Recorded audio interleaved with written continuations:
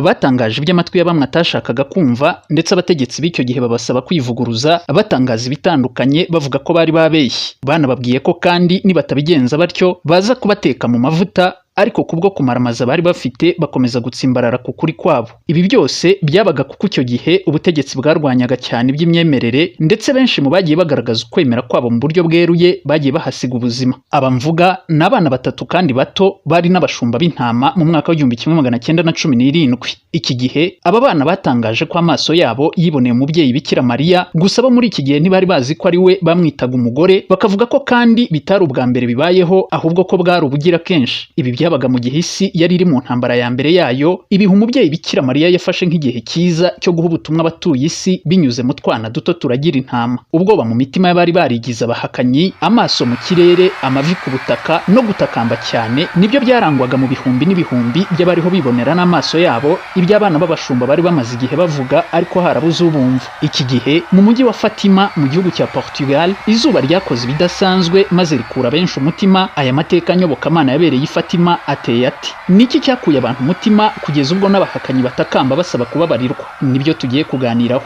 Ije nitwa Nuello Okoye. Iyi ni Nuello Okoye Space. Nguhaye ikaze.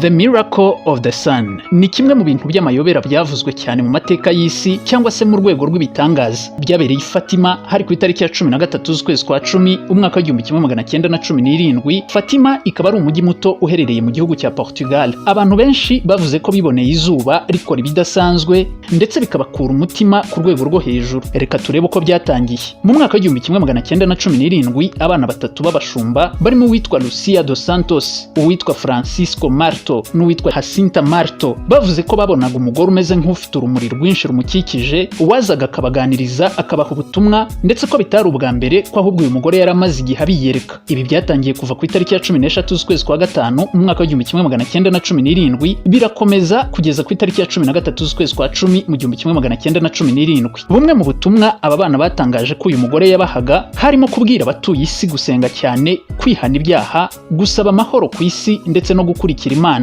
Muri iki gihe isi yari yugarijwe n'intambara ya mbere y'isi yavuzaga ubuhuha, ndetse abantu benshi ku isi bakomeje kuhasiga ubuzima. Aba bana bavuze ko uyu mugore yababwiye ko nubwo bakomeje kubwira abatuye isi ko bahura nawe bakabahakanya, ko azabihera ikimenyetso kizatuma babasha kumva iby'abana bavuga mu buryo bworoshye. Ibi akaba yarabibabwiye nyuma y'uko yaramaze kubona ko ubutumwa batambutsa abantu benshi batabwemera, ndetse babaha urw'amenyo. Yabahaye isezerano ababwira ko mu kwezi kwa 10 ku itariki ya 13 azakora igitangaza kidasanzwe kizemeza benshi barimo n'abahakanyi, by'umwihariko ko muri iki gihe icyitwaga imyemerere yarwanywaga cyane n'abatekerezaga ko igihe imyemerere yahabwa intebe ishobora kubavangira mu bijyanye na politike ndetse n'imitegekere yabo. Nyuma y'uko umubyeyi Bikira Mariya asezeranyije abana kuzabakura mu isoni ku itariki ya 13 z'ukwezi kwa 10, akabafasha kwemeza imbaga nyamwinshi y'abari baranze kubatega amatwi. Ibi niko byagenze ku itariki ya 13 z'ukwezi kwa 10 umwaka w'1917. Abantu babarirwa hagati y'ibihumbi 30 n'ibihumbi 70 bateranira mu mujyi wa Fatima, ni mu gihugu cya Portugal. Iki gihe bari biteguye gusobanukirwa niba koko ibyo abana bari bamaze igihe bavuga ari ukuri, cyangwa se koko ari ibinyoma nk'uko bamwe mu bahakanyi babihakanaga babifataga. Iki gihe cyakurikiye nta kindi, ibicu byaratandukanye, izuba rigaragara ryizengurutsa nk'umuyaga wa serwakira, ari nako amabara yaryo ahindagurika umusubirizo. Ikindi kandi iryasaga n'irimanuka rigiye kugwa ku isi. Iyi mbaga y'abantu bangana uku yari iteraniye aha, imitima yarabakutse, bapfukama hasi baratakamba, abasenga barasenga, n'abari abahakanyi bahanika amajwi bati tubabarire mubyeyi. Igitangaza cyabaye nyuma y'uko hari hamaze kugwa imvura idasanzwe. Ibi byose bikaba byarabaga bari mu isayo ry'ibyondo. Ibi byajyanaga nuko n'imyenda bari bambaye yari yabatoteyeho. Gusa mu gihe gito cyane kitarenze iminota 10 iki gitangaza cy'izuba kibaye, batunguwe no gusanga imyenda bambaye yose yakamutse yumye, ndetse n'ubutaka bahagazeho utamenya ko bwigeze kugwaho imvura. Ibitangazamakuru bitandukanye muri Portugal byari bibonye inkuru isumba izindi byagombaga gutangaza. Iki gitangaza cyabaye igitangaza gikomeye kuko cyabaye mu gihe isi yari yugarijwe n'intambara, abantu bari mu nzara n'ibindi bibazo bitandukanye. Igihugu cya Portugal cyari gifite leta yarwanyaga iby'imyemerere,